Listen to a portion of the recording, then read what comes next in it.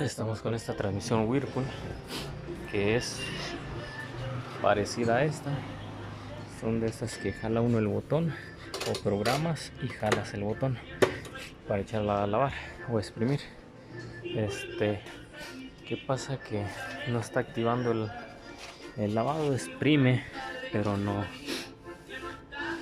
gira la canasta, o gira de repente y se para. Pero pues dimos con un detalle que esta en sí debe tener una parte que es recta y aquí otra, pero ¿qué pasa? Que esta ya está redonda.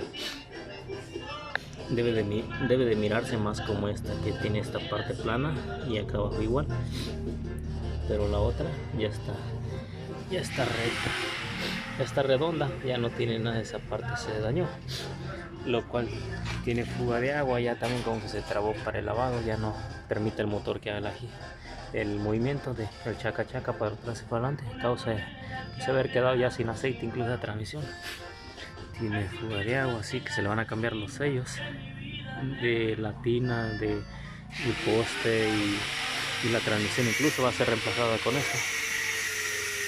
Esta transmisioncita pues haya estado parada, la traímos y pues haya estado ensuciándose nada más, así que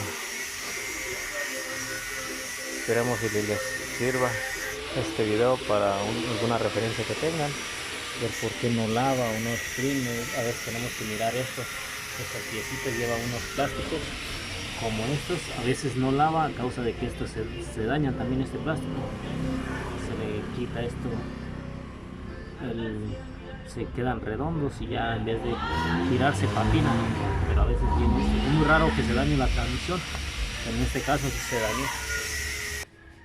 Ya se quitó la transmisión y pues todavía está saliendo esta agua, de tanta agua que entró en esta transmisión.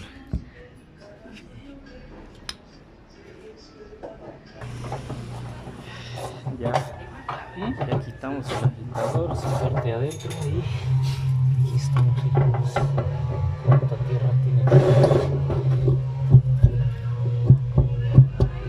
Todo esto lleno de puro sarre, tierra, el valero, el repene, como ya está de mano.